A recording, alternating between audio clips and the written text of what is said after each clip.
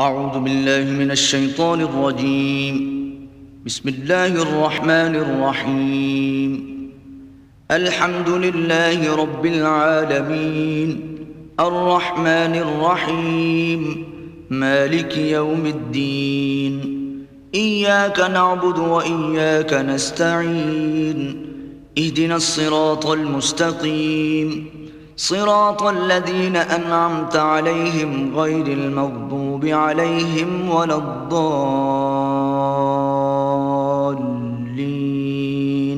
بسم الله الرحمن الرحيم.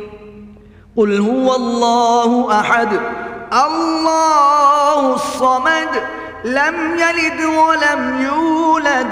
ولم يكن له كفوا أحد.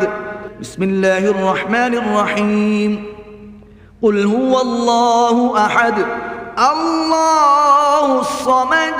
لم يلد ولم يولد ولم يكن له كفوا أحد. بسم الله الرحمن الرحيم. قل هو الله أحد الله الصمد لم يلد ولم يولد ولم يكن له كفوا أحد. فاتحة.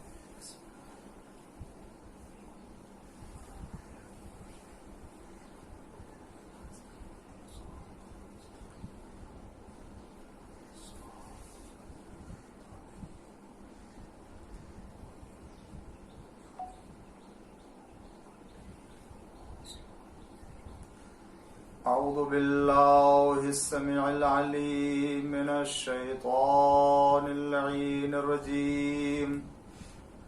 بسم الله الرحمن الرحيم. الحمد لله المعروف من غير رؤية والخالق من غير منصبت خلق الخلائق بقدرته واستعبد الأرباب بعزته وسعد العظماء بجوده والصلاة والسلام والتحية والإكرام على البشير النذير السراج المنير حبيب إله العالمين أبي القاسم محمد اللهم صل على محمد وعلى محمد وعلى آله الطيبين الطاهرين المعصومين المظلومين المنتخبين المنتجبين الغر الميامين الذين أذهب الله عنهم الرجس وطهرهم تطهيرا.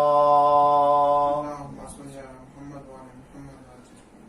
لا سيما الإمام المبين بقية الله في الأرضين الحجة الثاني عشر والمهدي المنتظر عجل الله تعالى فرجه الشريف.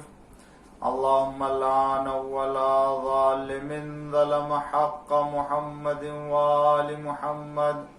وآخر تابع له على ذلك. اللهم لعن العصابة التي جاهدت الحسين وشايعت وبايعت وتابعت على قتله. اللهم لعنهم جميعا.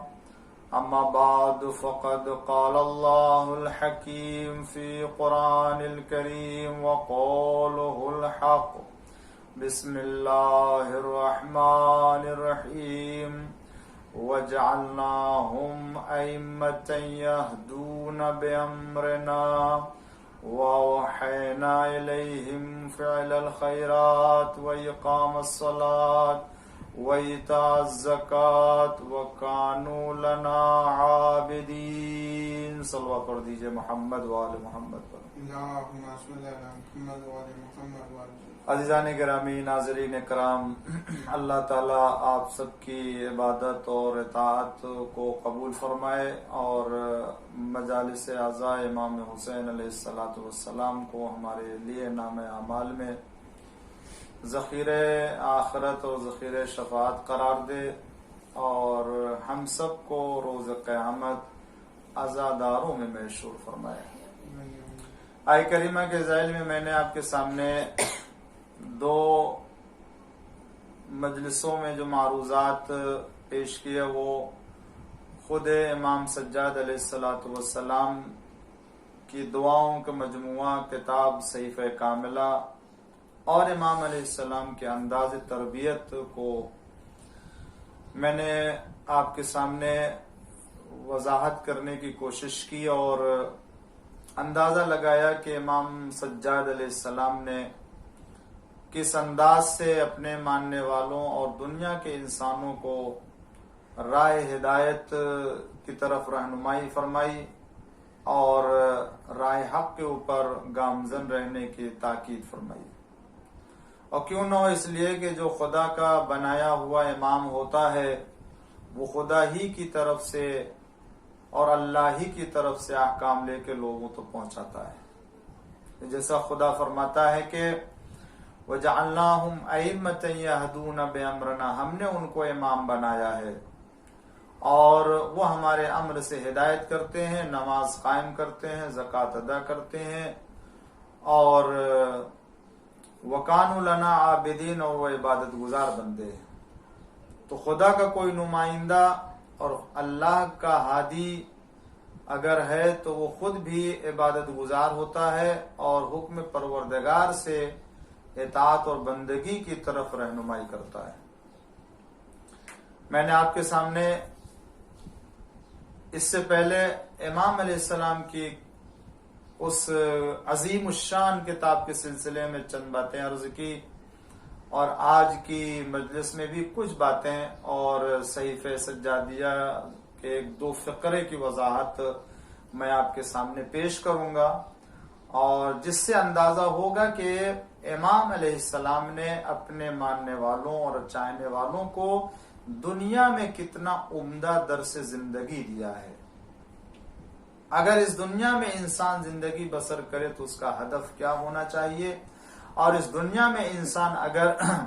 رہنا چاہتا ہے تو اس کے رہنے اور اس کے قیام کا مقصد کیا ہونا چاہیے.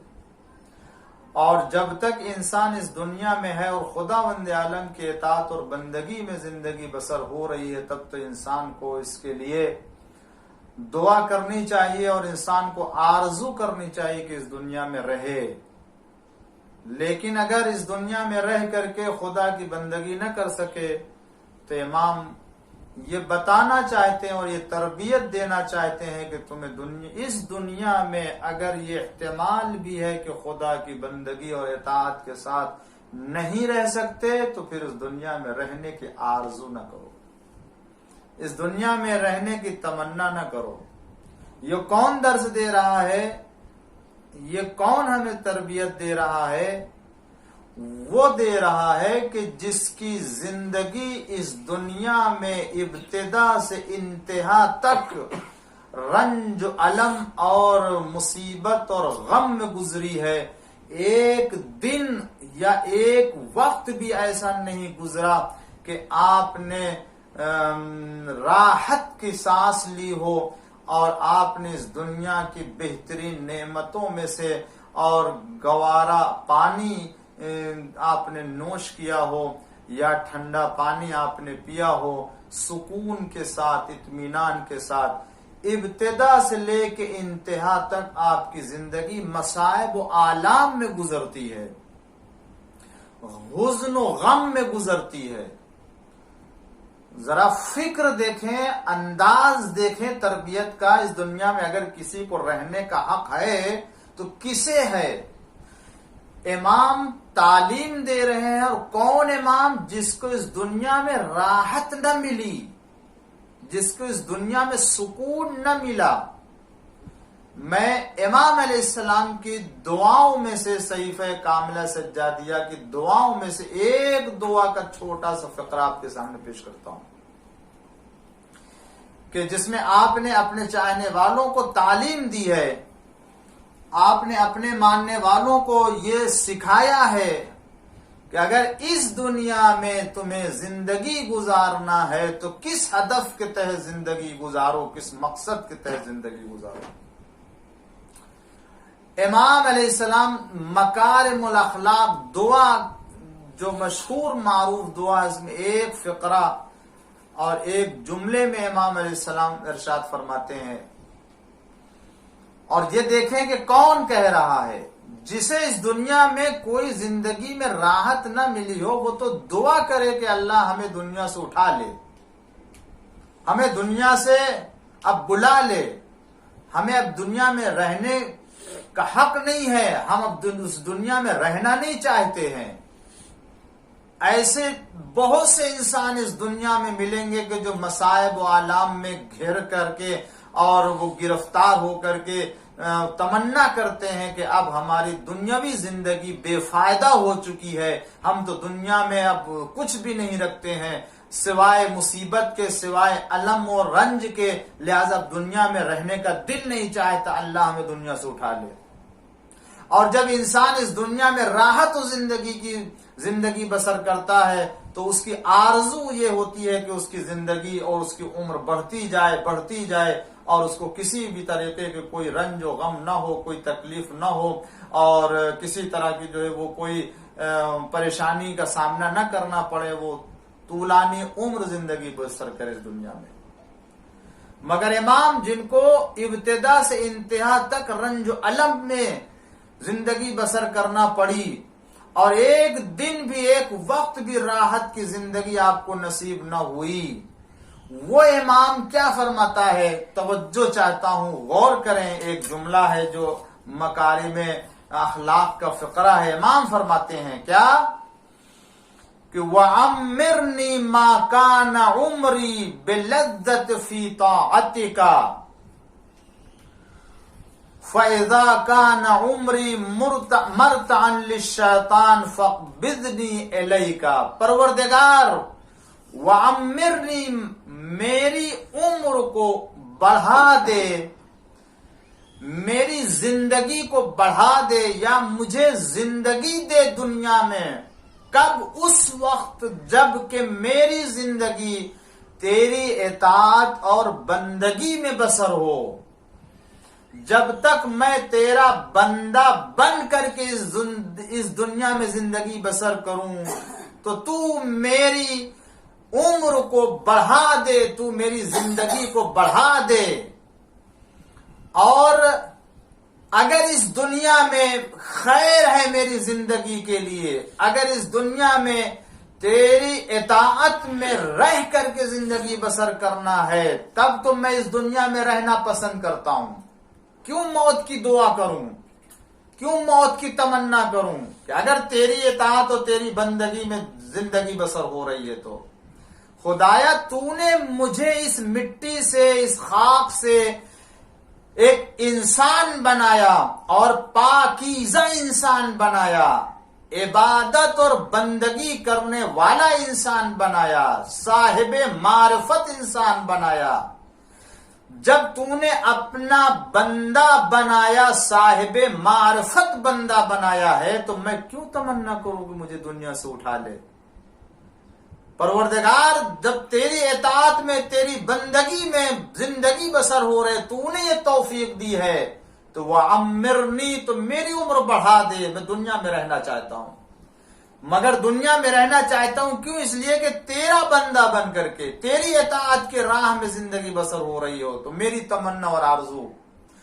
امام کیا فرماتے ہیں؟ امام گویا یہ پیغام دینا چاہتے ہیں کہ اگر تم 100 سال کی زندگی بسر کرنا چاہتے ہو تو 100 سال کی زندگی کا مقصد اطاعت پروردگار ہونا چاہیے. اگر اطاعت پروردگار 100 سال کی زندگی کیا، اگر ایک دن کی زندگی میں بھی اطاعت پروردگار نہیں ہے تو وہ ایک دن کی زندگی 100 سال کی زندگی پر بھی بھاری ہے. ایک صلوات پڑھ دیجئے محمد وآل محمد پر. زندگی میں انسان خوشحالی کے وقت چاہتا ہے کہ دنیا میں رہے، مگر امام کے جنہوں نے اپنی ساری زندگی رنج و الم میں بسر کی، کبھی بھی اس تکلیف یا کسی پریشانی کا ذکر نہیں کیا امام نے، بلکہ امام علیہ السلام نے خدا کی بارگاہ میں پروردگار میری طولانی عمر کا راز فقط تیری بندگی ہونی چاہیے. اگر میں تیری اطاعت اور بندہ بن کر کے زندگی بسر کرتا ہوں تو مجھے زندگی چاہیے. اس کے بعد دوسرا فقرہ جو امام فرماتے ہیں کہ فَإِذَا كَانَ عُمْرِي مُرْتَعًا لِلشَّيْطَانِ فَاقْبِضْنِي إِلَيْكَ. اور اگر یہ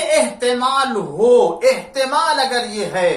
کہ میری زندگی اور میری عمر کا وقت شیطان کی خواہشات اور شیطان کے راہ کے لیے احتمال ہے کہ اس کی راہ پر میری عمر چلے، میری زندگی چلے، تو فَقْبِضْنِي إِلَيْكَ، قبل اس کے کہ وہ وقت آئے مجھے دنیا سے اٹھا لے اور مجھے تو اپنی طرف بلا لے. یعنی دنیا میں اگر رہوں تو تیرا بندہ بن کر کے، اور اگر ایک لمحہ بھی ایسا آنے والا ہو، احتمال ہو کہ میں شیطان کے راہ پر چلوں گا اور تیری اطاعت کے راستے سے ہٹ جاؤں گا، تو پروردگار قبل اس کے کہ تیرا غضب ہمارے اوپر نازل ہو تو اپنی طرف مجھے بلا لے، پھر دنیا میں رہنے کا کوئی مزہ نہیں ہے. امام یہ پیغام دینا چاہتے ہیں کہ دیکھو دنیا میں رہنا ہے تو بندگی پروردگار کے ساتھ، اور اگر یہ احتمال ہو کہ بندگی پروردگار و اطاعت خدا میں زندگی بسر نہیں ہو سکتی ہے تو قبل اس کے کہ خدا کا غضب نازل ہو اللہ سے دعا کرو کہ پروردگار ایسی زندگی دنیا میں نہیں چاہیے. وہ انسان کامیاب ہے کہ جو اس دنیا میں 100 سال کی زندگی لے کر کے آتا ہے اور اطاعت پروردگار میں گزارتا ہے، وہ کامیاب ترین زندگی. ورنہ امام کی معیار کے اعتبار سے اگر کوئی شخص 100 سال کی زندگی بسر کرے مگر اطاعت پروردگار سے ہٹ کر کے ہو تو یہ 100 سال کی زندگی کمال کی زندگی نہیں کہی جائے گی. اگر 1 مہینے کی زندگی، 1 سال کی زندگی، 5 سال کی زندگی انسان دنیا میں بسر کرتا ہے مگر بندے پروردگار بن کر کے گزارتا ہے تو یہ 5 سال کی زندگی 1 سال کی زندگی کے اوپر بھاری ہے. کمال یہ ہے کہ دیکھو زندگی میں بندگی پروردگار ہے یا نہیں ہے. اگر بندگی پروردگار ہے تو سمجھ لو کامیاب زندگی ہے، اور اگر بندگی پروردگار نہیں ہے تو سمجھ لو چاہے 100 سال کی زندگی ہو، 5 سال کی زندگی ہو، 1000 سال کی زندگی ہو، نگاہ پروردگار میں اس کی کوئی اوقات نہیں ہے. ایک صلوات پڑھ دیجئے محمد وآل محمد. اللہم صلی علی محمد وآل محمد. امام علیہ السلام نے انداز تربیت کے ذریعے سے لوگوں کی ایسی رہنمائی کی ہے کہ آج واقعا ہمارے لیے آپ کی تمام دعائیں اور تمام باتیں رہنما ہیں. اور کیوں نہ ہو، اس لیے کہ اس ذات نے اور اس شخصیت نے ایسی پاک و پاکیزہ زندگی بسر کی ہے کہ اپنے بھی غیر بھی ہر ایک آپ کے کردار اور آپ کے اوصاف اور آپ کے کمالات کا قصیدہ پڑھتا ہے. امام نے اپنے چاہنے والوں کے لیے، امام نے اپنے محبوں کے لیے، امام نے اپنے شیعوں کے لیے کہ جو معیار قائم کیا ہے اسے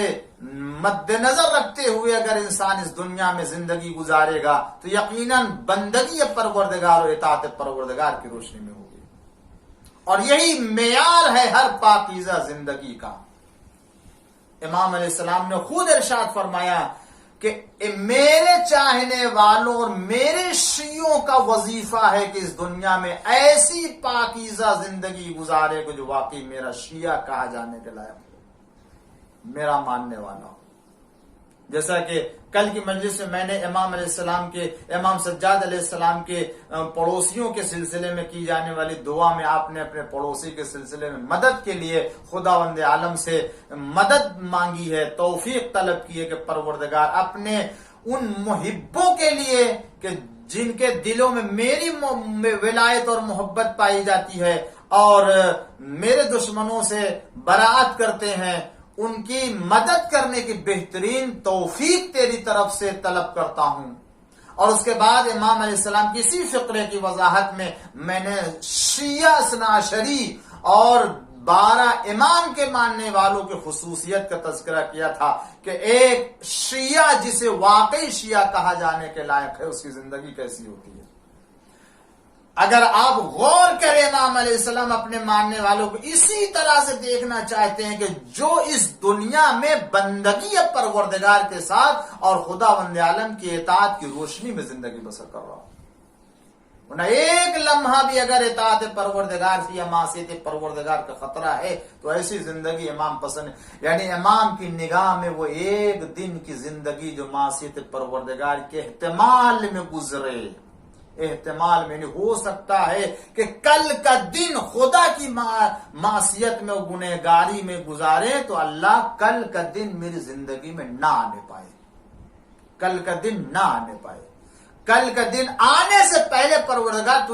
تو اپنی بارگاہ میں مجھے بلا لے۔ اس کا مطلب کیا ہے؟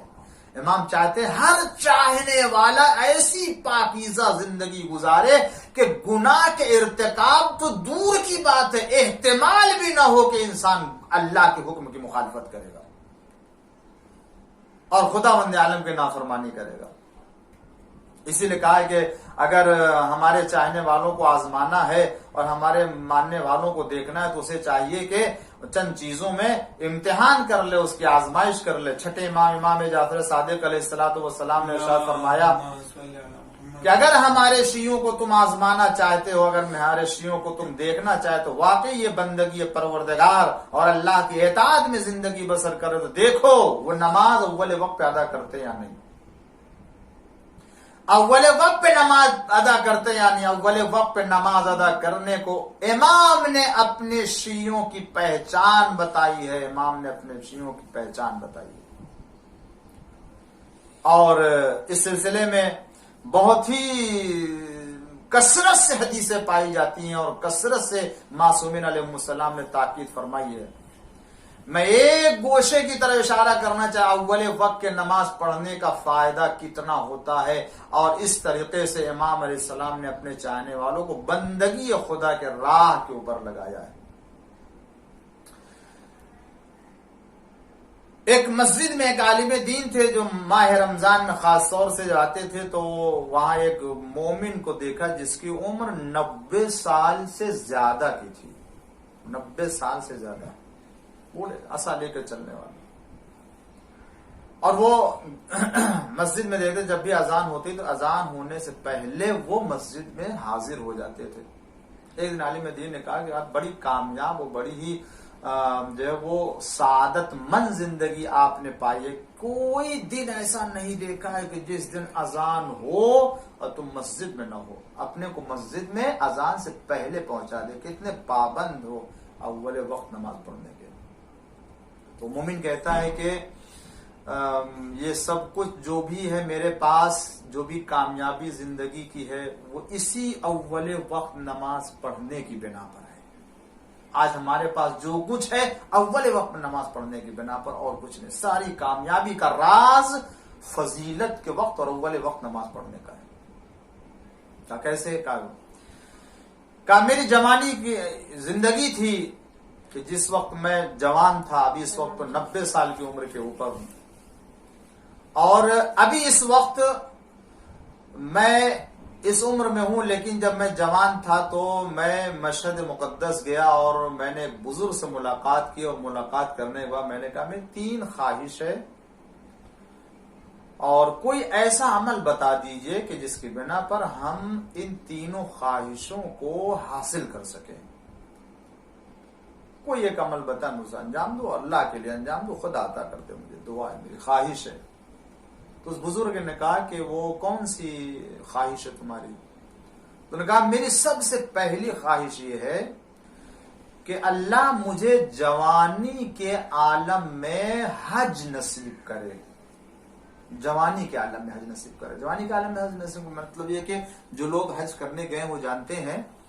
کہ حج کرنے میں کتنی دقتیں پیش آتی ہیں. اجتحام ہوتا ہے, طواف کرنا, سعی کرنا, جو ہے وہ عرفات کے میدان میں جانا, وہاں جو ہے وہ وقوف کرنا, پھر مزدلفہ میں آنا, وہاں پھر جانا, پھر مینا کے میدان میں آنا, مینا کے میدان میں آ کے پھر کنکریاں مارنا, کنکریاں مار کے واپس آنا, حل کرنا, قربانی کرنا, پھر جانا کرنا,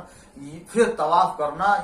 یہ وہ مناسک حج ہیں کہ جو واقعی انجام دے چکا ہے وہی جانتا ہے کہ جہاں طاقتور اور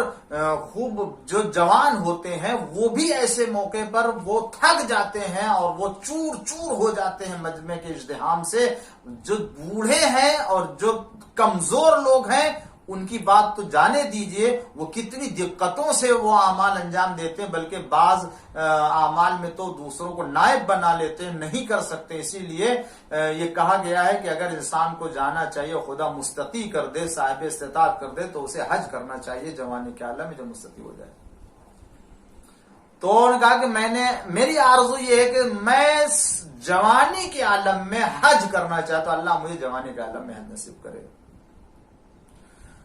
دوسری کہا یہ میری پہلی خواہش ہے. تو اس بزرگ نے کہا کہ اگر تم جوانی میں حج کرنا چاہتے ہو تو اول وقت پہ نماز کی پابندی کرو اور کبھی نماز کو اول وقت سے تاخیر نہ چننا. تو ٹھیک ہے. کہا دوسری خواہش کیا ہے؟ کہا میری دوسری خواہش یہ ہے کہ اللہ مجھے ایک نیک بیوی عطا کرے اور ایک ایسی مومنہ صالحہ عورت عطا کرے کہ جو میرے دین کے معاملے میں معاون ہو, مددگار ہو. کہا اچھا یہ خواہش ہے تو تم اول وقت پہ نماز پڑھو, جب بھی نماز پڑھنا اول وقت پہ نماز پڑھنا. یہ بھی بہت ہی کمال ہے انسان کے لیے کہ اگر سعادت مند انسان ہے کہ کسی کو ایسی بیوی مل جائے کہ جو اس کے دین کے معاملات میں معاون ہو, مددگار ہو, اور خدا کی اطاعت و بندگی میں وہ اچھی طور سے زندگی بسر کرے, اور اس کی طرف سے کوئی پریشانی نہ ہو, کسی طرح کی ایسے خواہش نہ ہو, کسی چیز کا ایسا مطالبہ نہ ہو کہ جو انسان اپنے جائز کاروبار سے ہٹ کر کے کسی اور کی طرف نگاہ کر کے اس کی خواہش کو پوری کرے. اس لیے کہ بعض روایتوں میں کہ انسان کبھی جو اپنی بیوی کے مطالبات سے گمراہ ہوتا ہے, کبھی جو ہے بچوں کے مطالبات سے گمراہ ہوتا ہے, کبھی جو ہے وہ پڑوسیوں کے حالات سے گمراہ ہوتا ہے, کبھی ماں باپ کے حالات سے گمراہ ہوتا ہے, اس لیے کہ وہ دوسری طرف دیکھتے ہیں, اور جب ان کے دوسری جگہ اس طرح کے وہ دنیا کے جو ہے وہ مادیات نظر آتی ہیں تو اپنے ہاں نہیں دیکھتے ہیں, تو اس کا مطالبہ کرتے ہیں, اور جب مطالبہ کرتے ہیں تو گھر کا مرد اور گھر کا ذمہ دار پورا نہیں کر سکتا ہے. نتیجے میں کیا ہوتا ہے کہ پھر غیر جائز طریقے سے ان کے مطالبے کو پورا کرتا ہے, اور جہاں پھر وہ خدا کی معصیت کر بیٹھتا ہے. مجھے ایسی مومنہ بیوی عطا کرے پروردگار عالم کے ہم خدا کے دین کے معاملے میں اور اللہ کی اطاعت میں اس کی مدد لے سکے اور معاون ہو سکے. تو کہا اول وقت پہ نماز پڑھو. تیسری خواہش یہ ہے کہ اللہ مجھے ایسا کاروبار عطا کرے, ایسا عمل, ایسا کام دے دے کہ جو عزت اور آبرو والا کام ہو, اور میں اس کے ذریعے سے حلال روزی کماؤں اور اپنے بال بچوں کا خرچ پورا کروں. تو اس بزرگ نے کہا کہ اول وقت پہ نماز پڑھو. 3 خواہشیں, الگ الگ خواہش, اور تینوں مطالبے کے پورے ہونے کے لیے, دونوں خواہش کے پورے ہونے کے لیے بزرگ نے کیا فرمایا؟ اول وقت پہ نماز ادا کرو. اس کا مطلب یہ ہوا کہ اول وقت نماز پڑھنے میں اتنی بڑی کامیابی ہے, اتنا بڑا راز پوشیدہ ہے کہ دنیا کا کوئی بھی کام ہو, آخرت کا کوئی بھی کام ہو, اول وقت نماز پڑھنے سے مل جائے گا. اسی لیے انسان کو ہمیشہ معصوم کے قول کی پابندی کرتے ہوئے عمل کرنا چاہیے. انہی کے قول کی اتباع میں دنیا کی بھی کامیابی ہے, آخرت کی بھی سعادت پوشیدہ ہوتی ہے. ایک صلوات پڑھ دیجئے محمد پھر وہ کہتے ہیں کہ 3 سال کا عرصہ نہ گزرا تھا, میں نے یہ نماز پڑھنا شروع کر دی, اسی جوانی کے عالم سے، اور ہمیشہ اول وقت پہ نماز ادا کرتا تھا۔ 3 سال کی مدت میں پروردگار نے مجھے حج نصیب کر دیا، اور میں حج کے لیے، یعنی وہ کہ جس کے بعد کوئی کاروبار نہیں تھا، ذرا غور کریں، یہ آیا ہے خدا سے یہ طلب کرنے کے لیے کہ آپ دعا کیجئے یا کوئی عمل بتا دیجئے جس کے ذریعے سے میں کوئی کاروبار ایسا آبرو والا، عزت والا، شرافت والا کہ خدا وند عالم عطا کرے حلال کی روزی، اور میں اس سے اپنے بال بچوں کا پھر خرچ چلاؤں۔ خدا وند عالم نے 3 سال کی مدت میں ایسی حالت میں مجھے قرار دیا کہ میں اپنے خرچ سے خانہ خدا کی زیارت اور طواف اور حج کرنے کے لیے میں آمادہ ہوا، اور اللہ نے مجھے حج نصیب کر دیا اسی عمر میں۔ اور اس کے بعد خدا نے مجھے ایک مومنہ صالحہ عورت سے شادی کی بھی توفیق عطا کی، اور الحمدللہ مجھے ایک ایسا کام نصیب ہوا کہ جو شرافت اور عزت والا تھا، جس کے ذریعے سے میں نے اپنی زندگی اور اپنے بال بچوں کی زندگی بھی چلائی۔ آج الحمدللہ جو کچھ بھی ہے وہ ہمارے پاس اسی اول وقت نماز پڑھنے کے نتیجے میں ہے۔ عزیزان گرامی یاد رکھیں، خدا نے اسی لیے کسی اور کو نہیں قرار دیا، نماز کو مومن کی معراج قرار دیا ہے۔ صلوات پڑھ دیجئے محمد وآل محمد۔ اللہم صلی علی محمد وآل محمد وعجل فرجهم۔ امام سجاد علیہ السلام کی زندگی اسی لیے عبادت و بندگی میں ہمیشہ رہی ہے، اور آپ نے اپنے ماننے والوں کو بھی بندگی اور اطاعت کا درس دیا ہے۔ کون امام؟ وہ امام کہ جس نے ایک دن اور رات میں 1,000 نماز نہ پڑھی، جس کے پاس 500 درخت کھجور کے، اور وہ ہر درخت کے پاس 2 رکعت نماز پڑھتا ہے جا کر کے۔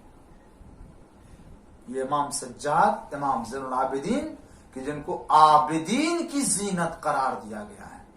زین العابدین، سید الساجدین، سجدہ کرنے والوں کے سردار، زین العابدین، دنیا میں عبادت گزار، مولا کائنات کی عبادت، رسول اللہ کی عبادت، امام حسن کی عبادت، امام حسین کی عبادت، جناب آدم کی عبادت، جناب نوح کی عبادت، ان تمام عبادتوں میں اولین و آخرین کے عبادت گزار جہاں جمع ہوں گے، وہاں میرے چوتھے امام کو آواز دی جائے گی، اینا زین العابدین، اینا زین العابدین، میرا وہ وارث کہاں ہے جو تمام عبادت گزاروں کی زینت ہے۔ امام نے اطاعت، اسی لیے سید الساجدین اتنا سجدہ اور اتنا طولانی سجدہ فرماتے تھے کہ بعض روایت میں کہ سال میں 1 مرتبہ آپ کے اعضائے سجدہ سے، پیشانی سے وہ گھٹے کاٹے جاتے تھے جو طولانی سجدہ کی بنا پر آثار اور نشانی پڑ جاتی تھی آپ کی پیشانی کے اوپر۔ ذو الصفنات کہا جاتا تھا آپ کو۔ اور اسی کے ساتھ ساتھ خدمت خلق میں بھی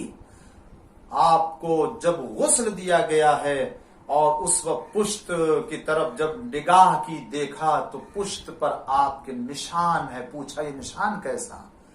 تو کہنے والوں نے کہا کہ رات کی تاریکی میں یہ ہمارا امام آٹے اور روٹیوں کی بوریوں کو پشت پر لاد کے فقراء مدینہ کے دروازے پر لے جاتا تھا، اور وہاں تمام فقیروں کو تقسیم کرتا تھا، اور رات کی تاریکی میں تقسیم کرتا تھا، کسی کو چہرہ بھی نہیں دکھاتا تھا، بلکہ جب جاتے تھے اپنی پشت کے اوپر بوریے کو اٹھا کر کے تو چادر اپنے چہرے کے سامنے کر لیتے تھے کہ کوئی دیکھ نہ سکے کہ کون آتا ہے، اور مدینے کے مساکین اور مدینے کے فقراء کو یہ معلوم نہیں ہوتا تھا کہ کون ہے کہ جو دے کے جاتا ہے۔ ہاں صرف اتنا کہتے تھے جب وہ اپنے دروازوں پر کھڑے ہوتے تھے اور وہ بزرگ آتے ہوئے دکھائی دیتے تھے تو بچے کہتے تھے، فقیر و یتیم کہتے تھے، وہ آ گئے بزرگ، وہ آ گئے بزرگ جو اپنے چہرے کے اوپر نقاب ڈالے ہوئے ہوتے ہیں، کسی کو معلوم نہیں ہوتا۔ اور اسی لیے جب آپ کی وفات ہو گئی اور جب آپ کی شہادت ہو گئی ہے تو شہادت کے بعد مدینے والوں نے آپ کو صدقۃ السر کے نام سے یاد کیا ہے صدقہ سر یعنی جو پوشیدہ طور سے خفیہ طور سے جو آپ صدقہ دیتے تھے، جو آپ خیرات کرتے تھے، جو آپ فقیروں کو جا کر کے کھلاتے تھے، جو لوگوں تک پہنچاتے تھے، یہ سجدہ آپ کا، یہ عبادت آپ کی، یہ بندگی آپ کی. اسی لیے کہنے والے نے کہا ہے کہ گھر گھر میں مصلی کبھی آباد نہ ہوتے، گھر گھر میں مصلی کبھی آباد نہ ہوتے، دنیا میں اگر سید سجاد نہ ہوتے. یقیناً سجدہ کرنے والوں کے سردار، عبادت گزاروں کی زینت، اللہ اکبر. مگر وہ امام کہ جس نے اپنی پوری زندگی بندگی پروردگار میں گزاری ہے، جس کی زندگی کا مشغلہ ہی رونا رہا ہے، جس نے اپنے زندگی کا ایک ہدف شہدائے کربلا کے مصائب اور امام حسین کے قربانی کے مقصد کو آگے پہنچانا تھا، وہ اپنی زندگی میں رونے کے مقصد کے ذریعے سے اور رونے کے ذریعے، گریہ کے ذریعے سے لوگوں تک یہ پیغام پہنچا رہا تھا. مگر عزیزو دیکھیں اس رونے والے کو بھی اور اس مظلوم زمانہ کو بھی دنیا میں چین سے رہنے نہ دیا گیا. ہاں عزیزو، وہ کیا کرتے تھے؟ وہ اپنی زندگی میں صرف یہی تو کہ جب بھی روٹی لا کے رکھی جاتی تھی تو ایک مرتبہ فرماتے تھے، بابا میں شرمندہ ہوں، اے بابا آپ کو بھوکا پیاسا ذبح کر دیا گیا. پانی لا کے رکھا جاتا تو اپنے بابا کو یاد کرتے، بابا آپ کو پیاسا زمین کربلا پہ ذبح کر دیا گیا. ارباب عزا یہی دستور رہا، یہاں تک کہ اگر کسی نشست میں، کسی مجلس میں بھی شریک ہوتے یا کسی جشن میں بھی جانا چاہتے تھے تو نہیں جاتے تھے جب تک کہ آپ اپنے بابا کی مجلس وہاں منعقد نہیں کروا لیتے تھے یا وہاں ذکر امام حسین نہیں ہوتا تھا. ارباب عزا یہ امام سجاد علیہ السلام کی زندگی جو کربلا سے لے کر کے کوفہ سے شام اور شام سے زندان شام اور اس کے بعد آپ نے وہیں سے یہ کارنامہ شروع کر دیا تھا کہ جب زندان سے رہائی ہوئی ہے تو آپ نے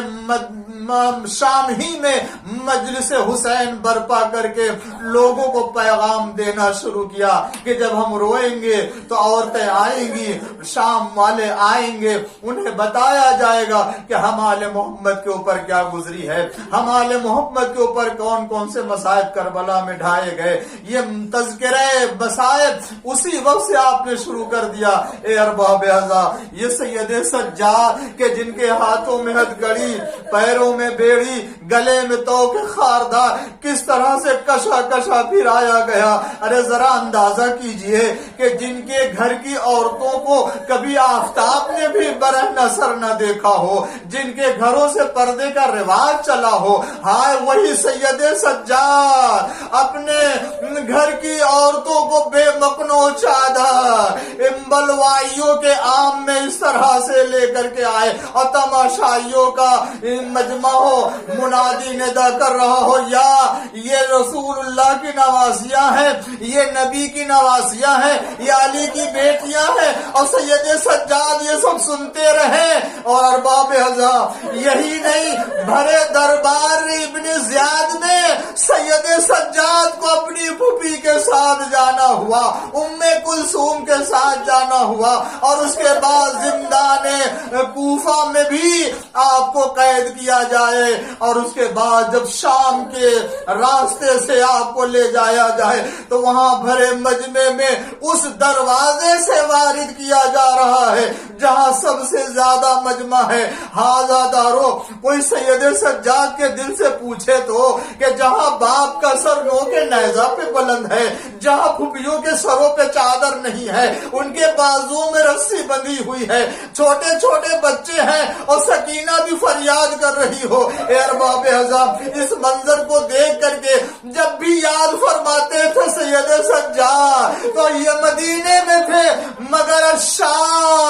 الشام کہہ کے گریا کرتے تھے۔ ارباب ہزار زندان شام میں بھی سید سجاد اس عالم نے زندگی بسر کی، اور اب جب مدینے میں آئے ہیں تو آپ انہی دنوں کے مصائب کو یاد کر کے رو رہے ہیں، گریا کر رہے ہیں، اور فرماتے تھے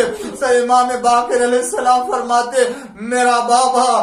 شام کی مصیبتوں کو یاد کر کے روتا ہے، اور یہ کہتا ہے ان ظالموں نے ہمیں گرفتار کر کے ہمیں قیدی بنا کے لوگوں کے سامنے اس طرح سے لے جایا گیا تھا کہ جس طرح سے ترک و دیلم کے غلاموں کو قیدی بنا کر کے لے جایا جاتا، کہ جن کا آقا مارا جا چکا ہو، جن کا کوئی سرپرست نہ ہو۔ ہائے سید سجاد زندگی بھر شام کی ان مصیبتوں کو یاد کر کے روتے رہے، اللہ اکبر۔ مگر ہاں زادارو یہ رونا بھی زمانے سے گوارا نہ ہوا۔ ولید بن عبد الملک نے آخر آپ کو زہر دے دیا، اور زہر کا اثر آپ کی زندگی میں اور آپ کی جسم میں سرایت کرتا گیا، تو آپ نے اپنے بیٹے محمد باقر علیہ السلام کو بلایا، وصیت کی، اسرار امام سپرد کیے، یہاں تک کہ دیکھا کہ آپ کی حالت غیر ہونے لگی تو ارباب اعضا ساری وصیتیں کر چکے، ادھر وصیت تمام ہوئی، سید سجاد کے جسم سے روح پرواز کر گئی، بیٹے نے گریا کیا، ماتم کیا، گھر والوں نے رخصت کیا، مگر عزادارو جانتے ہیں کہ بیٹا موجود ہے، باپ کا سایہ دنیا سے اٹھ رہا ہے، مگر عزادارو یہ وہی سید سجاد ہے کہ جب باپ کا سایہ کربلا میں اٹھ رہا تھا تو یہ غش کے عالم میں خیمے میں تھے، تو پھوپھی اماں نے آ کر کے بیدار کیا، اے بیٹا دیکھو تمہیں کیسی آواز محسوس کر رہی۔ اب جو خیمے کا پردہ اٹھا تو کیا دیکھا، باپ کا سایہ لو کے نیزہ پہ بلند ہے، آواز دی، اے بابا، ارے میرا سلام ہو آپ کے اوپر۔ آزادارو سید سجاد آپ جب دنیا سے رخصت ہوئے تو آپ کے بیٹا امام باقر علیہ السلام موجود ہیں، ہاں وصیت کے مطابق غسل دیا، کفن دیا، جنازہ تیار کیا، تشییع جنازہ کے لیے اہتمام ہوا۔ اے سید سجاد ارے آپ بہت خوش نصیب ہیں، چلیے اب خاندان بنی ہاشم میں یہ پہلا ہی جنازہ کیوں نہ ہو، مگر آپ خوش نصیب ہیں اس لیے کہ اس کے پہلے رسول اللہ کا جنازہ عالم غربت میں رکھا رہا، اور جناب شہزادی کا جنازہ تاریکی شب میں اٹھا، مولائے کائنات کا جنازہ اس مظلومیت کے ساتھ، امام حسن کا جنازہ جب اٹھا تو تیروں کی بارش ہو رہی تھی اور لا کے بقیع میں دفن کر دیا گیا۔ جب حسین کا لاشا زمین پر بے گور کفن پڑا رہا اسے تو کوئی اٹھانے والا بھی نہ رہا، مگر ہاں جب سید سجاد کا جنازہ اٹھا تو مدینے میں ہر چاہنے والا، ہر رونے والا بقیع کی طرف لے کے تابوت جا رہا ہے۔ یہ خاندان بنی ہاشم میں پہلا جنازہ ہے کہ جو اتنی شان سے تشییع جنازہ کے ساتھ بقیع لے جایا جا رہا ہے، مگر میرا دل کہتا ہے سید سجاد کی روح شاد نہ ہوئی ہوگی، عجب نہیں تابوت ہی سے کربلا کا رخ کیا ہو، آواز دی ہو، اے بابا ارے یہ بیٹا بہت شرمندہ ہے، آپ کا جنازہ بے گور و کفن پڑا رہا اور یہ بیٹا کچھ نہ کر سکا۔ سيعلمون الذين أي منقلب ينقلبون رضا بقضائه وتسليما لأمره۔ پروردگارا بحق الزہرا و ابیہا و بعلہا و بنیہا والسر المستودع فیہا، معبود امام زمانہ کے ظہور میں تعجیل فرما، پالنے والے ہم سب کو ان کے غلاموں میں شمار فرما، پالنے والے دنیا میں جو آزادار جہاں بھی بستے ان کی حفاظت فرما، پالنے والے ان آنسوؤں کو ذخیرہ آخرت قرار فرما، پالنے والے اس مجلس کو نام اعمال میں ہمارے قرار فرما، اے اللہ ہماری نسلوں میں عزائے حسین کو قائم فرما. معبود دنیا میں قرآن اور اہل بیت کے دامن سے ہمیشہ متمسک رہنے کے توفیق عطا فرما. ایک لمحے کے لیے ان کے درمیان سے ہم جدائی نہ فرما. پروردگار ہم سب کے گناہوں کو معاف فرما، ماں باپ کے گناہوں کو معاف فرما، ہم سب کی زندگی کو عافیت عنایت فرما، آخرت میں بھی شفاعت محمد آل محمد سے سرفراز فرما. اے اللہ دنیا سے ہر وبا اور بلا کا خاتمہ فرما. اے اللہ ہم سب کو سیرت امام زین العابدین علیہ السلام پر عمل کرنے کی توفیق عطا فرما، اور آپ کے فرمودات کے اوپر عمل کرنے کی توفیق عنایت فرما. پالنے والے ہم سب کو عبادت اور اطاعت کی توفیق عنایت فرما. بحق محمد والہ الطاہرین.